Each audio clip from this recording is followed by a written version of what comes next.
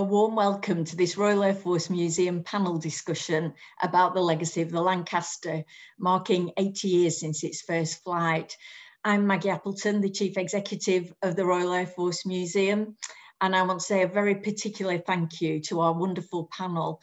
Each of the members is bringing a fascinating perspective to our conversation, and I think I'd like to kick off by asking each of them briefly just to introduce yourselves and particularly to just give us a little insight into your connection to or interest in the Lancaster. So Andrew, do you want to start first? Yeah, so I'm Andrew Panton at the Lincolnshire Aviation Heritage Centre at East Kirkby. So we're home to a Lancaster here, an X611 Just Jane, which we're taxiing and restoring to airworthy condition. Myself, I'm General Manager of the museum, and I also lead the project to restore the aircraft to airworthy. Thank you, Andrew. Seb, next over to you. Hi there, I'm Flight Lt Seb Davey from the Royal Air Force. I am a multi-engine pilot by trade. I joined the Air Force in 1999, so just about 22 years going strong. In 2013, I was extremely lucky and fortunate to be selected as one of the bomber pilots for the Battle of Britain Memorial flight, flying both the Dakota and the Lancaster. I'm now the qualified flying instructor for the Battle of Britain Memorial flight and a display pilot on both aircraft. Wonderful, thank you. John. Thanks, Maggie. My name's John Nichol. I'm a former RAF navigator. I flew Tornadoes, both the GR1 and the F3. I left the Air Force in 1996, and I'm now an author. And I have written a number of books and made a number of TV programs with our World War II veterans. My most recent book is about the Lancaster, and I spent about a year with some of the veterans getting their stories, listening to their accounts and putting them together to try to tell the human story of the Lancaster during the war. Thanks, John. And over to you, Harry. Hi, Maggie. I'm Harry Raffal. I'm the RAF Museum's historian. And so obviously the Lancaster is an enormous part of the story we tell. And we're very fortunate to have a Lancaster in a pretty awe-inspiring setting. Thanks, Harry.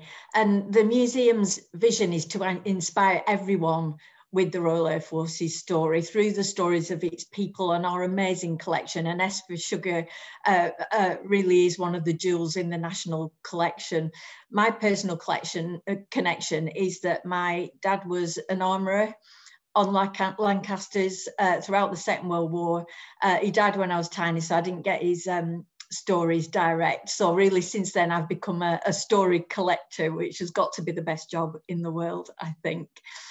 We have around 40 minutes and we're going to be focusing very much on those human stories of those who knew her, those who flew her, and of course, her relevance and legacy to us today.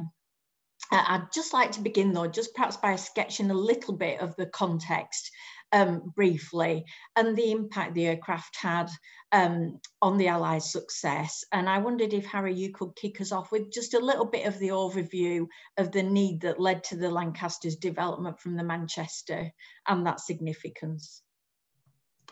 Yeah, well, as many of our listeners will obviously know, the Lancaster is an enormous success, but it stems from what was originally a failure. The Manchester was a very well-designed twin-engine bomber, but it had a crucial flaw, which was that its Vulture engine, designed by Rolls-Royce, which is an X-24 engine. And so if you think of a V12 bolted side-by-side with a single crankshaft, that was very unreliable. So it was prone to a number of failures. And it was grounded several times before the Manchester was cancelled. And so there was a real need to introduce a new type, utilising the facilities at Avro. And so that's where the Lancaster stems from. The Manchester itself was, as I say, an excellent design in terms of its airframe. We're going to hear, I think, hopefully from Andrew about its modular design, which made it very easy to produce.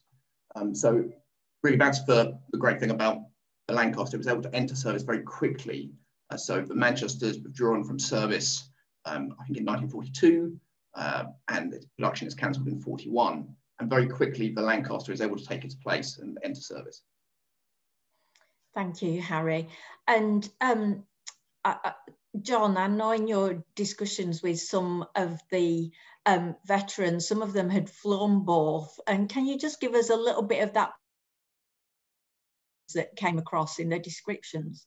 Yeah, I mean, a number of the guys that appeared in the book, the guys who'd flown the Manchester and the Lancaster, sadly, none of those survive now.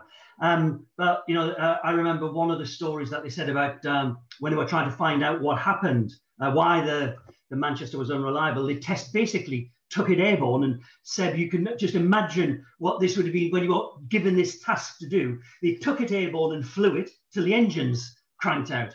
And so that was their job. And one of them ended up crash landing in a field somewhere.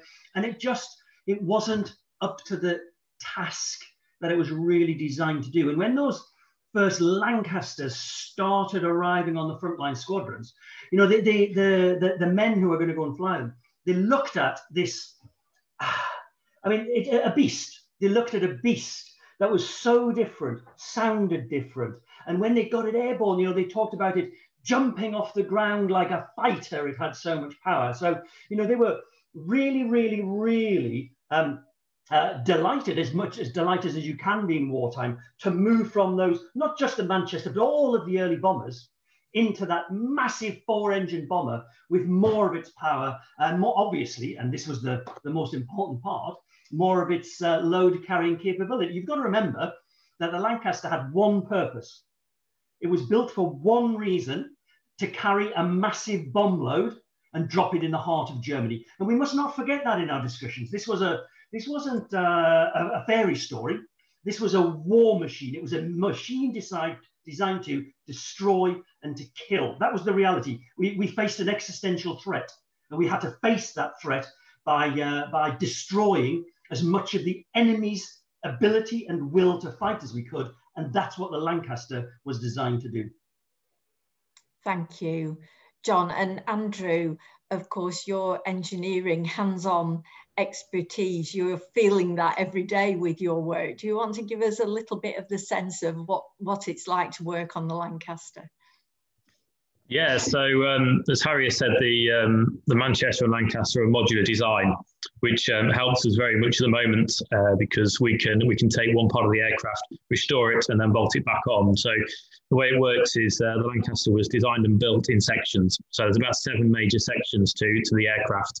And it also meant that they could be built in different factories, brought together to one base, put together and then flown. So it also helped with the bombing across England, that if one factory was damaged, it didn't completely stop the production of the aircraft. But with the modular design, it helped with road transportation of the aircraft as well. And I think it was about 70% of Manchester rolled over to Lancaster, which meant that when they're actually making that move from Manchester production line onto Lancaster, it was a much easier decision for the Ministry of Aircraft Production to take on the Lancaster, because they could say, Avro could say to them, well, look, you don't have to change any jigs. All the jigs are here. We'll just change it over to Lancaster and produce from there. I think I'm right in saying that actually at that crucial point when Manchester was an absolute failure, and then obviously the Ministry of Aircraft Production and Avro had invested so much time and effort into the Manchester and overcoming some of the flaws it had. There was talk of actually just scrapping Manchester altogether and changing the Manchester production lines over to Halifax and Stirling when they were coming through. So that decision to change over to Lancaster and actually produce a Lancaster, because obviously at that point it was a bit of a balance as to whether Lancaster would ever be produced at all, really, I guess, at that stage. That modular design and the reuse of the Manchester jigs meant that the Lancaster could be the success it was. So the way that we're approaching the Lancaster project to restore ours is, as I said, actually restore one module, if you like, at a time, one section at a time. So the production and the design of the aircraft is such that it actually means that we can achieve this aim of restoring the aircraft. Thanks, Andrew. Fascinating stuff. And Seb, from your experience and that huge privilege flying the Lancaster. Can you give us a sense of what she's like to fly? And I guess a little bit about that comparison. How does it feel to fly her compared to other aircraft of the day? And of course, your experience flying today's RAF aircraft. Well, clearly there's a very large sense of occasion when you approach a Lancaster. There are only 17 complete airframes left in the whole world, and only a couple flying. So from an RAF pilot's perspective, especially with the background from the force that you're a part of, walking up to a Lancaster knowing that you're about to take her flying, it is an incredible privilege and sense of occasion. And that's every time we go flying in her. All of us are acutely aware of what she represents, not just from the point of view of a famous old aircraft, but very much from the point of view of what we're trying to represent and what we're taking flying with us, which sort of broaches on the human aspect of it. It is quite an emotional occasion to go flying in a Lancaster, and every time as well.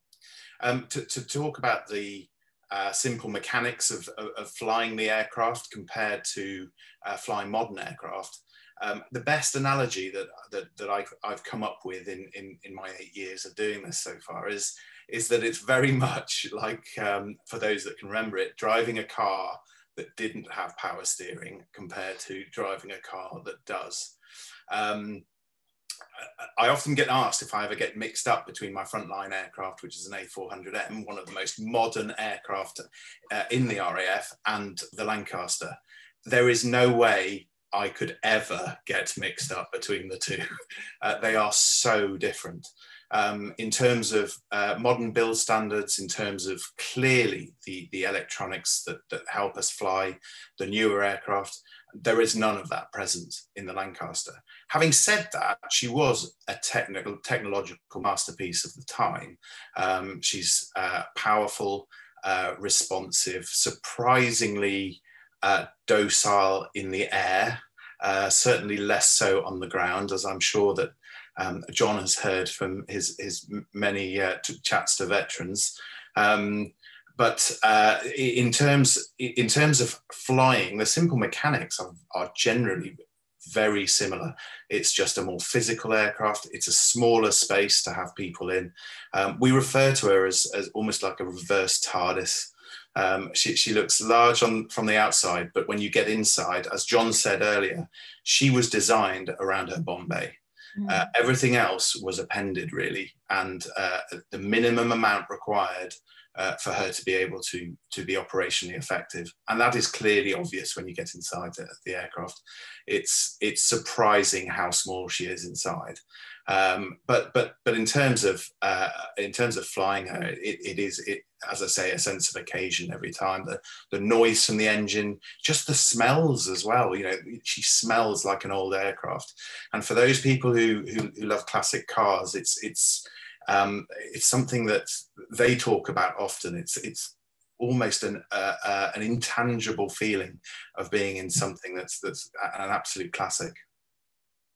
Thanks, Seb. And I think you've led us into thinking about how, you know, there's the technicalities of flying the Lancaster and how she handled, but what comes across so strongly from those who flew was how they felt about her, and actually felt about her in a very human way. I think that you used the words, and although none of us would want to romanticize any of this, and certainly those people who flew her wouldn't, there was a real depth of feeling, wasn't there, that almost the Lancaster herself was one of the crew.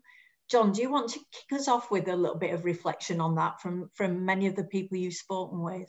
There was, I think, yeah, I mean, there was definitely a sense that they loved the aircraft. I think one has to put it into context of the time and them reflecting on their lives when I speak to them 40, 50, 60, 70 years later. And so there is no doubt that they looked on that Lancaster and they talked about it as something that was part of them. But they talked about, you know, it kept me alive. She kept me alive. If it wasn't for the Lancaster, I wouldn't be alive today. Some of that is looking back on their lives. There's no doubt about that. But I have been lucky enough to take a number of veterans up to Andrew's fantastic Lancaster up at East Kirkby up there. He's been very kind to let me bring an endless stream of people there in actual fact and let me tramp over it. And when you take, I remember one in particular, sadly dead now, a rear gunner. And when we got up there, this is probably, oh my God, 10, 15 years ago now. He was on it, he was using his walking stick. He threw his walking stick aside. He ran towards the Lancaster and he touched it.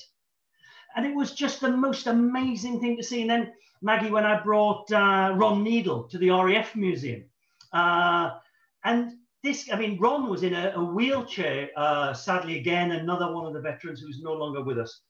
And he's almost trying to get out of his wheelchair so he can get up and touch it. He's staring at this beast. He was a rear gunner as well, staring at this aircraft. And he talked about the tears running down his face, the memories he had of being in it, the memories of his friends who had died in it. He'd seen his friends die in a crash that he was lucky enough to survive. So for them, it was a very integral part of what very few of us can imagine, which is a life-defining, life-threatening, life-ending situation that went on for many years. Yeah, something that none of us really can ever appreciate. Seb, would you like to come in there? Yes, I mean, you might have seen me smiling throughout what John was saying there, because it is a very familiar experience to have had veterans close to the aircraft. It's an aircraft that seems to turn 95-year-olds into 20-year-olds. And, you know, I've often said that we should have a set aside part of our parking area just marked walking stick and Zimmer frame parking, because these chaps turn into the excited 20-year-olds, and it gives you a different perspective for how they must have been thinking about it as they approached the aircraft. Very recently, we had a veteran who had not been near a Lancaster. He was a pilot, hadn't been near a Lancaster for 70 odd years. When he finished during the war, he walked away from the Lancaster and went back to farming. And then he came to visit us at BBMF. And when he told us this, he was in a wheelchair. We made sure we got into the captain's seat. You know, it was a struggle, but he was just as keen on getting there back to his old seat as we were on getting him there. It is an amazing sight to see. Seb, sorry, Maggie, can I just ask Seb, because Seb, I know that BBMF took Johnny Johnson flying, was it 2 or 3 years? The last surviving member of 617 Squadron, the Dam Busters. And for me, just looking at those photographs, I don't know if you were on that trip or you were on the flight then, but it must have been an astonishing experience to take a Lancaster veteran airborne in a Lancaster again, because as far as I can see, it has not happened very often, and certainly not since Johnny back a couple of years ago. No, absolutely. I was on the flight then, but I wasn't on the actual sortie. And that whole time, that whole weekend as it was, or I think it was a couple of days, was a very, very special time, because Johnny was with us. It was around about the 75th anniversary of the raid itself. You know, it was clear to see that Johnny was extremely happy to be flying in his bomb aimer's position again, down through the practice dams of the Derwent. Also, it was lovely. I mean, one of the things we did the night before he went flying was we all sat down together in our crew room and watched the Dam Busters together. You know, that has to be one of my claims to fame, which is that I've watched the Dam Busters with a Dam Buster. So the sense of privilege that we've got from having these veterans still around to be able to communicate their experiences to us is just an amazing thing. In my opinion, it is the best part about being involved with these beautiful aircraft. Yeah. And yet, as we've talked about, it was a very serious job that they were doing and a tough and frightening experience. And John, can you talk a little bit to us about how those who flew felt about the missions that they were flying and the impact of those missions? Because it, you know, it really comes across strongly about how there are different feelings about it, and of course they're all people, and it differed from one to the other, didn't it? Yeah, I think that what, again, sometimes we idolize our veterans, and what we must remember is that they were normal, well, they were all men then, of course, who were flying. They were normal people, so they were quite literally butchers, bakers, candlestick makers, and public school boys and grammar school boys. And they had a diverse range of opinions, some of which we wouldn't really admire these days.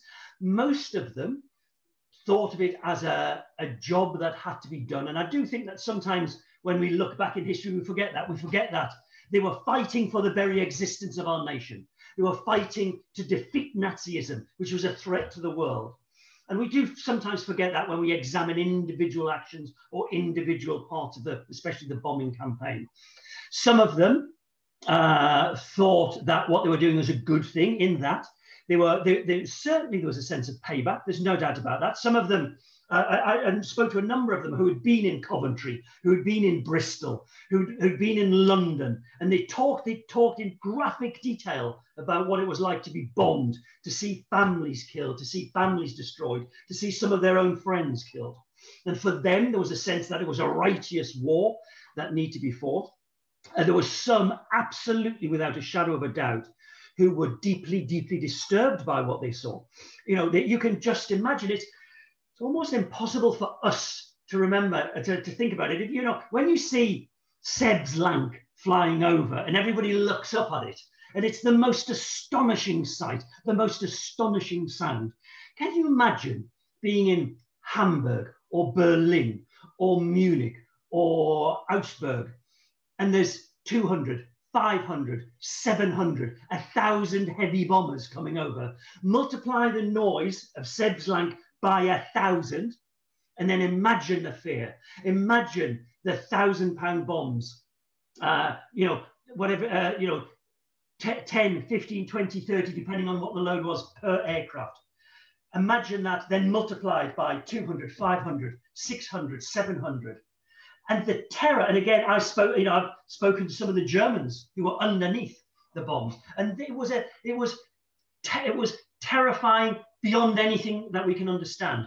And some of the guys looked down on, they said, a cauldron of bubbling, burning fire, explosions beneath them. And they felt terrible, and they felt for the people beneath them. But they knew there was a war to be fought. And in all of our discussions, and all of the discussions about the rights and wrongs of war, aerial warfare, and especially bomber command, we must, I think that we must remember that we faced an existential threat, and bomber command was at the very front. It was the tip of the spear for the best part of 4 years of the war. It was the tip of the spear, taking the war to the heart of Germany. And I think in the same way that all our discussions today, as historians or in museums about contested histories, the issue to remember is that these aren't binary issues. They're very, very complicated. And of course, these different feelings from people just demonstrate that, don't they, very fully. I think what I find really hard is that those decisions that are made in all its complexity by the strategists and the politicians and the leaders, the young men, and as you say, they were young men, it's the young men who were doing the job who really had that impact. And I know, sorry, just to stick with you, John, it was Jim Penny's experience in your book, and he's telling the story of his experience meeting someone when he was with a friend who was a fighter pilot, and the different way they were treated because of the jobs that they did. Could you just share that with us? Because I found that one very moving. This was in the aftermath of the war. Harry will be able to be better place it all in historical context, but in the aftermath of the war, Bomber Command was certainly, I'll say, disregarded, largely disregarded. and the efforts of what they did were largely brushed over because it was controversial. At the time, there was a controversy about it, and in the aftermath, there were greater controversies around it, although they didn't come to the fore until much later. But Jim Penny was a Lancaster pilot, and he was at I think he became a school teacher, and he was at an event with somebody who's a fighter pilot, and somebody said, "What did you do?" And the fighter pilot said, "Well, I was in fighter command," and they, "Oh, thank you. You were defending our country. You did really well. Thank you." And they said to Jim Penny, "What did you do?" He said, "Well, I was a bomber pilot at Flt Lancaster." And said, "Oh, you must be ashamed of what you did. You killed all those. You're a murderer." They called him a murderer. You killed all those people. And he was quite shocked and hurt, as many of the veterans were when this happened. This was a regular occurrence. Many of them did not tell people they were a bomber pilot. You know, they were shocked and hurt by this. And for many, many years, they felt as though the nation was at the very least ungrateful for their sacrifice. And it's, to be fair, it's not really until you get to the unveiling of the Bomber Command Memorial that had a huge fight to get it built back in, somebody helped me here, 2012, something like that. And still, the controversy goes on. It's not that long ago that the Bomber Command Memorial was daubed with paint. Bomber Harris' statue was daubed with paint. And so the controversy is still there, and I don't think it'll ever go away. No, interesting. And Andrew, certainly your family had that history with the Lancaster, and I wondered if you could share a little bit, because everything that you do comes from your family's connection with the Lancaster. Could you share a little bit of that with us? Yeah, so it's quite a long story, as you can probably imagine. But we had a relative who flew on Bomber Command during the Second World War. Actually flew on Halifaxes from Yorkshire. So it was my great uncle Christopher Panton. He was one of 8 children. He was the eldest, and so he signed up, volunteered for aircrew, and flew out of Yorkshire. Did 24 operations, was shot down over Nuremberg on the 30th, 31st of March, 44, and was lost on that operation. Is now buried over in Germany, not too far from Munich. So that loss, obviously, many families lost relatives during the Second World War. Every Lancaster that was shot down could have lost 7 families were affected by that. Our loss, Fred and Harold, who were Christopher's brothers, Fred's my grandfather, they decided to do something with that loss, effectively something to commemorate and remember Christopher and all of Bomber Command and all those that served and all those that were lost. Losing Christopher had a huge effect on the family, and obviously Fred and Harold, they were around about 13 and 9, I think, when he was lost, and they idolised him. He was the older brother. He was there taking the fight to the enemy, defending the country, and so to lose him and at that age had a huge effect on them. They thought that it was going to affect their mother the most, but she seemed to handle it much better than their father did. And because he handled it so badly, obviously losing the firstborn, their oldest son, he wanted to hear nothing more of the Second World War. Didn't want to hear anything about Bomber Command or learn anything about what Christopher did, because it affected him so badly. So it wasn't until the 1970s that Fred and Harold's father said that they wanted to know where Chris was buried. They didn't know where he was buried, didn't know what happened to him after the war, didn't get his logbook from the collections. Any items that were returned to him from his locker, they just gave out to the family, and his greatcoat was worn as a motorcycling coat and various things like that. So Fred and Harold's father said to Fred, "I want you to get off to Germany and find out where Christopher is buried and what happened to him." So anyone who knew my grandfather Fred, I see John smiling, probably hearing some of the exact words that Fred would have said coming out of my mouth just now as well. Fred, Andrew, you know that I had the privilege of speaking to them both on a number of occasions, and the words were not, "Why don't you go off to Germany and find out where?" The words were, it will bring me to, I'm going to try and say them. He said, "Get thee to Germany and find out where our Chris is." And that was 40 years after the war. That's how long it took your great-grandfather to decide that he wanted to know. It's the most astonishing journey of discovery that I've ever been involved in. It's a beautiful story, Andrew. Yeah, thank you. Well, Fred and Harold were very passionate, obviously, about it all, and they had a lot of faith as well. Religious people, and they believed that whatever they set their sights on, that they could achieve. So Fred went over with a map and a friend who could speak a little bit of German, went over in a Frog Eye Sprite or something like that, some little car. Had quite a few escapades when they were over there, a few adventures. They on one foggy day over there, they found out they were camping in the middle of a roundabout because they just pulled up on a bit of grass where they could camp, and obviously the fog lifted in the morning and they were in the middle of a roundabout. But yeah, so they eventually went over, found where Chris was buried, found where he was shot down and the aircraft crashed, and it crashed on the top of a hill. And even when they went over there in the 70s, you could just scrape the surface of the top of the hill and find parts of the aircraft. And they actually managed to find, not my grandfather, but somebody else who was there on the crash site and used to go fairly regularly, actually found Chris's adjustable spanner that he would have carried with him. Obviously went down with the aircraft, found that just under the surface, which was returned to us. Thankfully, we now have in the museum. But finding out where Chris was, where he was buried, where the other crew members that survived were kept in a local prison before they went over to the Luftwaffe and went to the Stalags. And just finding all that really brought everything back to Grandad and Uncle Harold. And they went back home with the photos of what they'd taken, framed them and put them near to where his easy chair was in the lounge, mounted it on the wall so he could look at it when he wanted. And it wasn't too long after that he actually passed away. So it was kind of the last thing that he wanted to see and have before he died. For a long time after the war, Fred and Harold always wanted to do something for Christopher and Bomber Command. And there would be these aircraft that were being scrapped. You could have bought a brand new or an aircraft that had done a full tour of operations after the war for about £100. And Fred and Harold were quite well in with the Ministry of Works at the end of the war, taking down Nissan huts from airfields and things. And so they actually had an opportunity of buying an aircraft.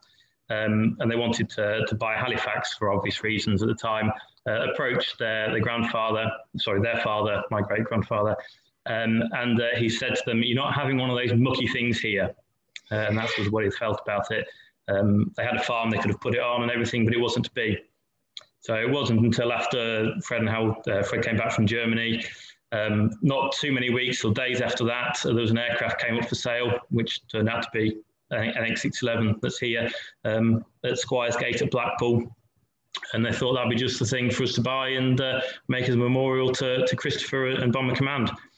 A few twists and turns, and 16 years later, they eventually managed to buy it and bring it here to East Kirkby and set up the Aviation Museum we have here.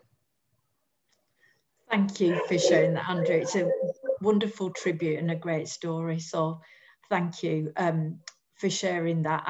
I'm very conscious as well that we talk about how much the crews loved the aircraft and appreciated the aircraft, but they did have their downsides, didn't they? And the two that always come to me is the escape hatches and the worry about getting out, and the toilets. Would anyone like to start on either of those? I can say a little bit about the hatches. So a Lancaster's got two escape exits, really. The main one in the front of the nose of the aircraft, and the one on the back door, the boarding, the crew door. The Lancaster, I think I'm right in saying, had about an average of 2.3 crew members survived of a bailout, whereas something like a Halifax had something more like 3.3, 4.3. So it had a much worse survival rate in a bailout.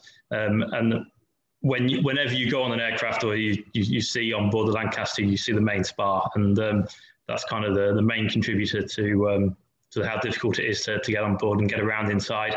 And of course, when these people are bailing out of an aircraft, when the crew members are trying to get out, you've got to think about all the G-forces that are involved. The aircraft's likely to be under some duress, whether it's spinning or there's hydraulic fluid or fuel around inside, so it's not like you'd see it today going on board and trying to get out. So the hatch you see when you get it out of its hole is it's a tiny hatch really for getting out. I think they're wearing the parachute harness, Mae West Irving jacket as well. They're very bulky in comparison to what we go around with today, and what somebody like Seb will be flying the BBMF Lanc with when he's wearing on that as well.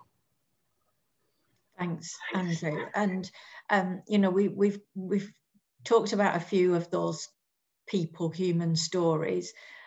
John, I was so moved by how many there were that you recounted in your book. Could you perhaps share us, I know it's like choosing your children probably, but which story I think has stayed closest with you? I think probably the one that I start and finish the book with is Ron Nichol, who I didn't join up, I think, till 1943. He was a butcher's boy. He was quite literally a butcher's boy delivering the meat on his bicycle. He wanted to join up, as many of the young men did, to be part of the war, to take the fight to the enemy. They didn't want to feel as though they were left behind. They didn't want people to look at them and say, why aren't you fighting? They were eager. Most of them were eager. And Ron, I think on his 7th or 8th operation in 1940, early January 1945, not entirely clear what happened, but they probably had either, if not a mid-air collision, then a near mid-air collision that threw them out of control. Andrew just mentioned briefly there about trying to get out of a Lanc. If you've never been on one, I mean, Seb's going to be better at describing this, but it's, you know, I'm not a small fella, but even if you're a small fella, it's like trying to get through, if you're a caver, trying to get through one of those letterbox things in a cave. It's really impossible. And there at Lancaster, went out of control. They managed to get control of it again, but it was badly, badly damaged. And it eventually came down in France. And of the 7 crew, there were 2 survivors, although none of, you know, Ron and his wireless operator, I think it was, didn't know that at the time. They just came down, they smashed through the woods. Ron thought he was going to die. And he kind of collapsed. He was rescued the next morning by some local French folk. Eventually got back to the UK, and he lost a leg, never looked back, and never thought about the war again until he went on a journey of discovery, like Andrew's grandfather did, a journey of discovery about his brother. I found that many of these guys go on these journeys as they get older, and they realize that if they want peace, if they want to settle, if they still have all of those concerns. And his journey of discovery, to go back and to find the Lancaster, find where his crew were killed, because they didn't know each other, really. You know, they knew roughly where they came from in parts of the country, but there was never any, it wasn't like now where you can go on Facebook and find somebody. You know, if you wanted to find somebody, you had to put an advert in every local newspaper across the country.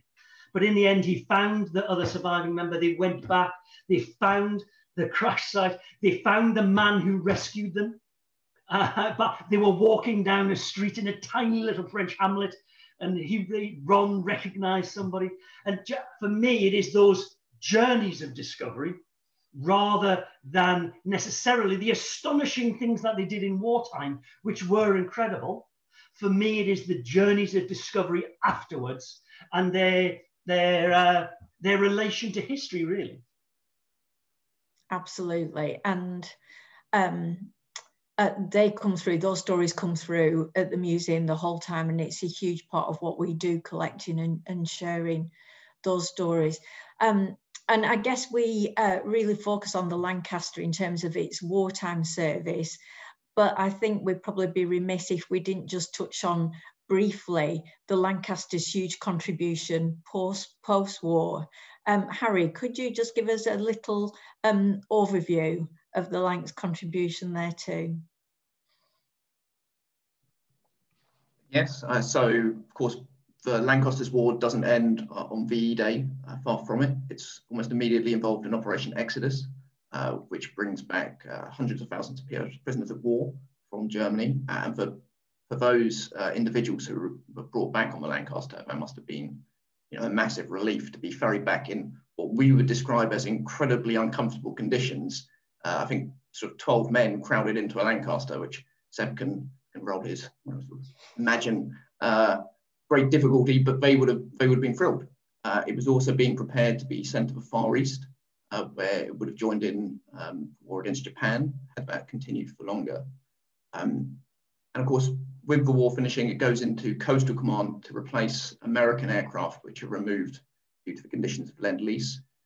It's converted both into a maritime reconnaissance, but also a sea rescue variant, which could drop a very large lifeboat, which would probably be a terrifying moment, first for relief, and then a huge lifeboat dropped on you. Sort of doesn't dare to imagine. And it then goes on into service, mainly in a civil role in the Berlin Airlift, but obviously the variants which were evolved from the Lancaster, in particular the Lincoln, play an important role in the Berlin Airlift. I think there's something quite, I don't know, secular about the fact that this aircraft, which was very much designed for war, is evolved and then takes part in that relief effort. So, you know, its story doesn't stop in 1945, far from it. Thank you, Harry. And of course, all these stories, I think for me, they're part of that golden thread of RAF history that starts right at the beginning of the formation of the RAF and is still there today. And it is about the men and women who serve in the Royal Air Force and that affinity across the decades. And Seb, you touched earlier on your awareness, I think, of your role in flying the Lancaster and the BBMF, but also that link with the work that you do today and that very palpable connection. Could you share a little bit about how you and your team feel about that? Well, it's more a sense of following in the footsteps of the people who served in Bomber Command. In fact, all of the Air Force that have gone before us, really, we clearly, you know, day to day wear the same insignia, the same badges and brevets, and there is this very much a sense that we are following in the footsteps of some incredibly great men.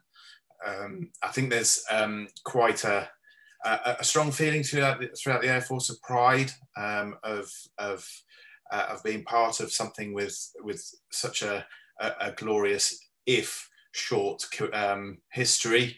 I mean, the Air Force obviously was formed in 1918, so we're just about over 100 years old. But in terms of effect, I think that the people that have gone before us had a really great effect, and I think that all of the modern day Air Force are very aware of that.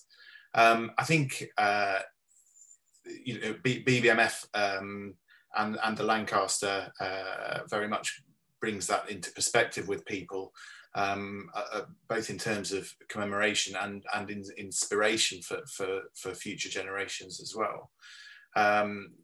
I definitely think it's some of the feats that are mentioned in John's book and that I've heard from my own meetings with veterans are certainly some of the most astounding acts of human courage and human perseverance. I think is probably the key part of it. And a lot of us feel that if we can go some way to doing those people proud, we're doing a good job. Now,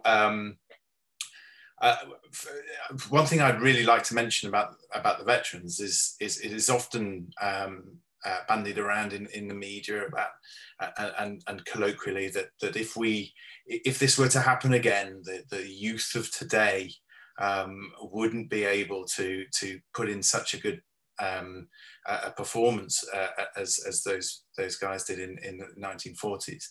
I've spoken to veterans about this because I think it's a little unfair to have that broad brush view on it. And to a man, and I mean every single veteran I have spoken to about this, has said that it's utter nonsense. If to coin a phrase, the youth of today were asked to do this again in the same circumstances that they were asked to do it, they would absolutely step up to the plate, and they would be every bit as capable. And I think that's absolutely lovely of the veterans. I think they're absolutely right, but also I think it's lovely of them to make that as a point, because I think they can see that in some respects youngsters today are somewhat maligned when they don't deserve it. I think that's a very great point, and every single veteran I've spoken with has said the same, Seb. But certainly, you know, for me, working at the museum and as a civilian, you know, our job is to collect RAF stories, and today's stories and tomorrow's stories, so the stories of space too. But we are very aware of that golden thread, but very aware as well that there are RAF men and women out every day and every night protecting our skies. So we feel that golden thread, and it's a good opportunity, I think, from all of us to say a big thank you to you and all your colleagues in the Royal Air Force. So big thank you.